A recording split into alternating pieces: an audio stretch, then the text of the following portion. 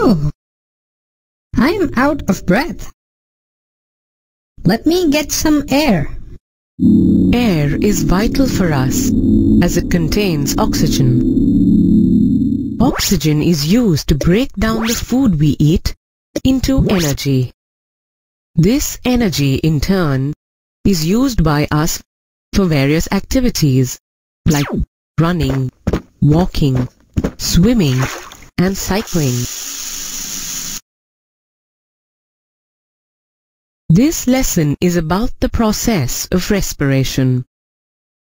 By the end of this lesson, you will be able to define respiration, differentiate between aerobic and anaerobic respiration, explain how glucose is broken down, define ATP, define diffusion, explain the process of respiration in plants, explain how the respiration process in aquatic animals is adapted to their environment, and explain the process of respiration in human beings.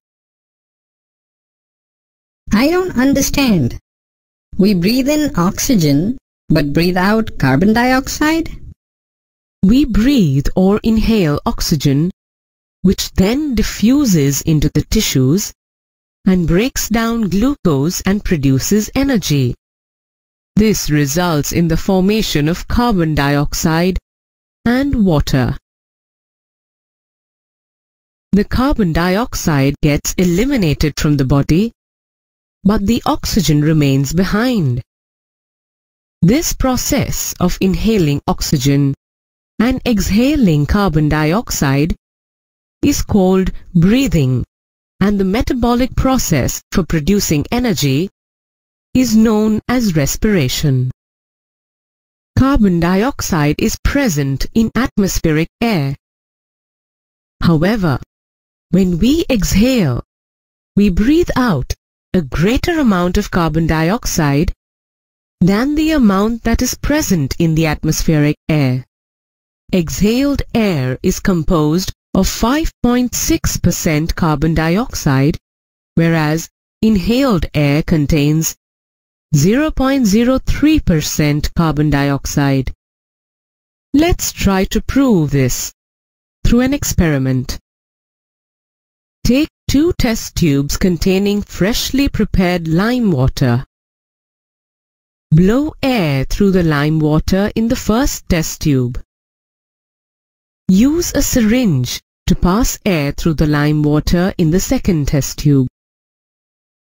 You will observe that in the first test tube, the lime water turns milky immediately.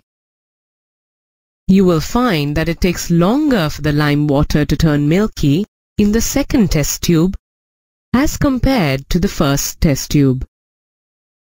This proves that air contains less carbon dioxide than the amount that we breathe out.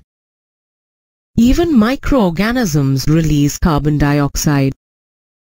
Let's try out an activity to demonstrate this.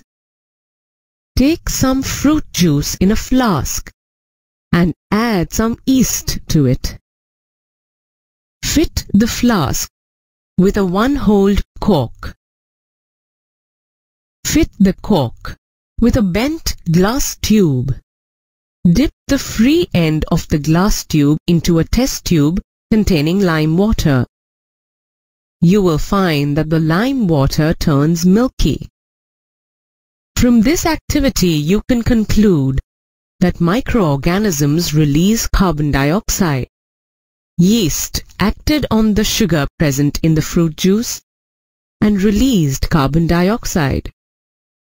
This process is called fermentation. Both aerobic and anaerobic respiration releases energy. This energy is used to combine adenosine diphosphate, ADP, and inorganic phosphate to form adenosine triphosphate, ATP molecule. ATP is the molecular currency for the transfer of energy in most cellular processes.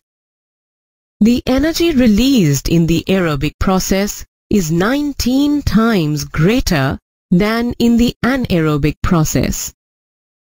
When the terminal phosphate linkage in ATP is broken using water, energy equivalent to 30.5 kilojoules per mole is released. The energy from ATP is used for cellular activities such as the contraction of muscles, protein synthesis, and conduction of nervous impulses. Stomata are small openings seen on the lower surface of the leaves. The leaves have large intercellular spaces in between the mesophyll cells. This ensures that all the cells are in contact with air. Carbon dioxide and oxygen are therefore exchanged through the stomata by diffusion. Diffusion is the process by which a gas from an area of high concentration will move to an area of relatively low concentration until an equilibrium is reached. During the day, carbon dioxide generated during respiration is used up for photosynthesis. Therefore, carbon dioxide is not released. Instead, oxygen is released as a result of photosynthesis. At night, photosynthesis does not occur, but respiration continues. Therefore, only carbon dioxide is released. Animals have different organs for respiration depending on their environment. Animals that live on land take in oxygen from the atmosphere. Aquatic animals, on the other hand, use oxygen that is dissolved in water.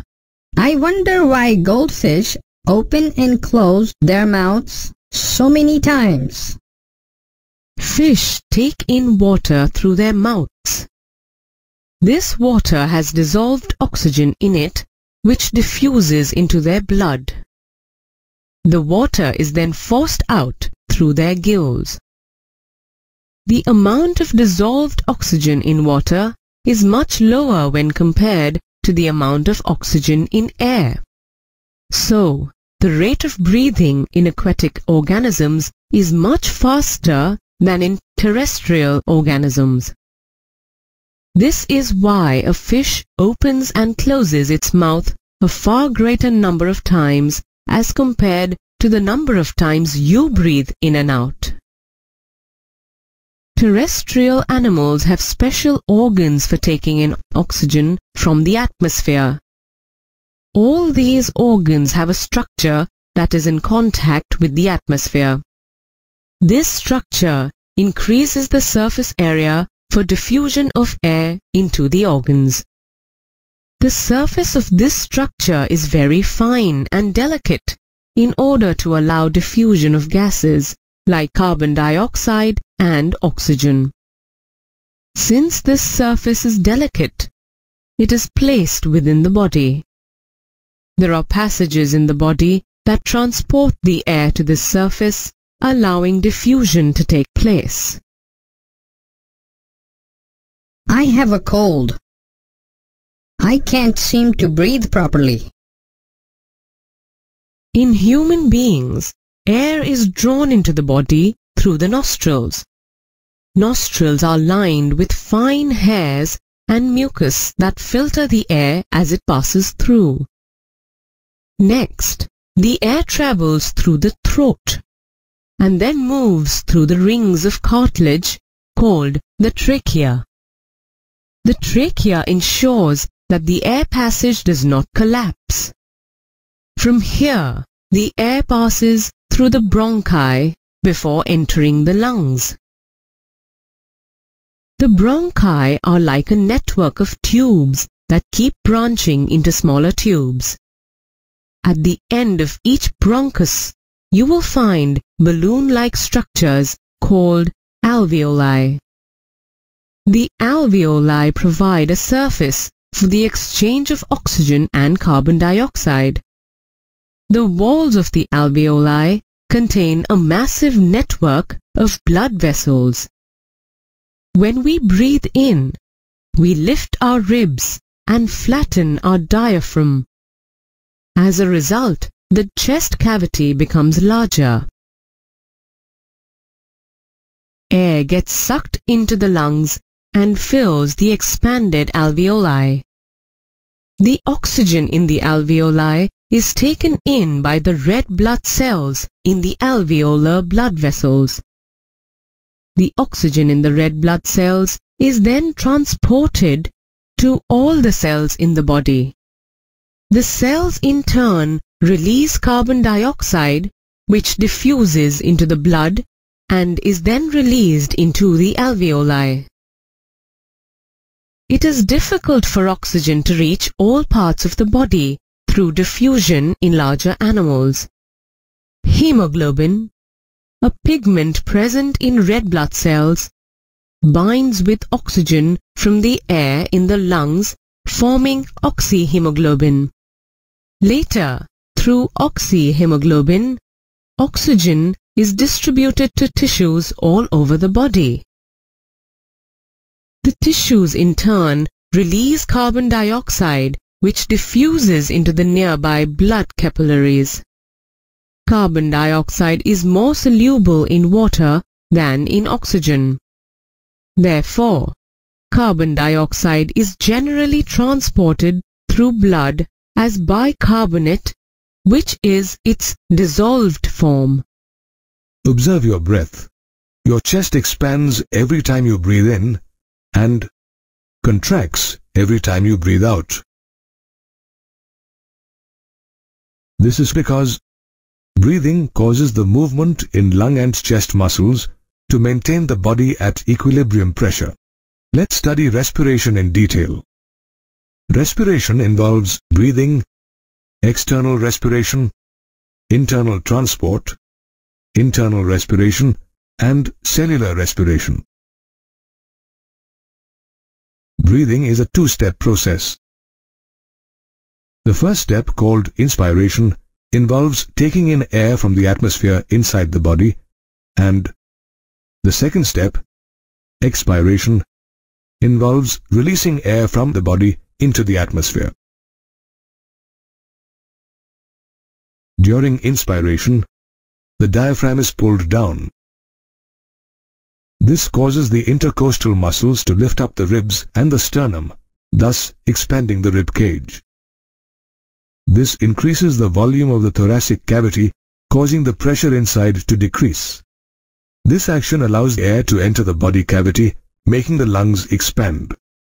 The expiration process is just the opposite of the inspiration process. In expiration, the diaphragm and intercostal muscles relax. This returns the thoracic cavity to its original volume and increases the air pressure in the lungs. As the air pressure inside the lungs is higher than the atmospheric pressure, the air rushes out of the lungs. The second stage of respiration is called external respiration, and it involves diffusion of gases across the alveolar membrane. The diffusion membrane is made up of three major layers, namely the thin squamous epithelium of alveoli, the endothelium of alveolar capillaries, and the basement substance in between them. Alveoli are the primary sites of exchange of gases. The thickness of its membrane is less than a millimeter. Carbon dioxide is 20 to 25 times more soluble than oxygen. Hence, the amount of carbon dioxide that can diffuse through the diffusion membrane is much higher compared to that of oxygen. The diffused gases are carried by the blood from the lungs to different organs of the body. This is called gas transport. Blood from heart enters the lungs through the pulmonary artery, arterioles, and alveolar capillaries. In lungs, oxygen and carbon dioxide are exchanged between blood and the air. This blood then flows out of the alveolar capillaries, through venules, and back to the heart via the pulmonary veins. Heart pumps this oxygen-rich blood to different tissues. Hemoglobin in the blood transports the oxygen. The diffusion of gases between the blood and the tissues is called internal respiration. The oxygen that is carried to the tissues is used by cells to produce ATP. ATP is produced by the breaking down of organic molecules. This process is called cellular respiration. Thus, respiration takes place in humans.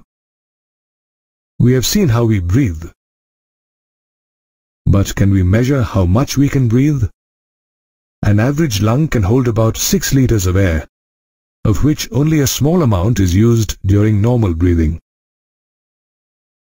The volume of gas contained within the lungs is called respiratory volumes, and different combinations of lung volumes are called respiratory capacities. The volume of air inspired and expired by the lungs can be estimated by using a procedure called spirometry. Let's discuss the respiratory volumes and respiratory capacities. Volume of air inspired or expired during each normal breath is called tidal volume. A healthy man can inspire or expire approximately 6,000 to 8,000 milliliters of air per minute. Inspiratory reserve volume is the additional volume of air that a person can inspire by a maximal inspiration. This usually happens during exercise or exertion when we need to breathe forcibly. This averages from 2,500 milliliters to 3,000 milliliters. The additional volume of air that a person can expire by a maximal expiration is called expiratory reserve volume. This averages from 1,000 milliliters to 1,100 milliliters. The volume of air that remains in the lungs after a maximal expiration is called residual volume. This averages from 1,100 milliliters to 1,200 milliliters. The total volume of air a person can inspire after a normal expiration is his inspiratory capacity. This includes both tidal volume and inspiratory reserve volume. Total volume of air a person can expire after a normal inspiration is called his expiratory capacity. This includes both tidal volume and the expiratory reserve volume. Volume of air that remains in the lungs after a normal expiration is called functional residual capacity. This includes both expiratory reserve volume and residual volume. Volume of maximal inspiration after a forced expiration, or volume of maximal expiration after a forced inspiration, is known as vital capacity.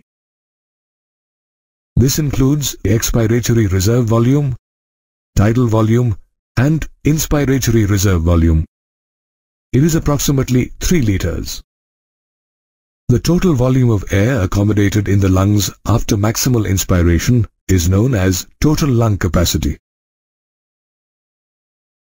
This includes residual volume, expiratory reserve volume, tidal volume, and inspiratory reserve volume. It is this capacity of our lungs that allows swimmers, long-distance runners, cyclists, and other athletes to maintain their stamina, pace, and speed required to win a race.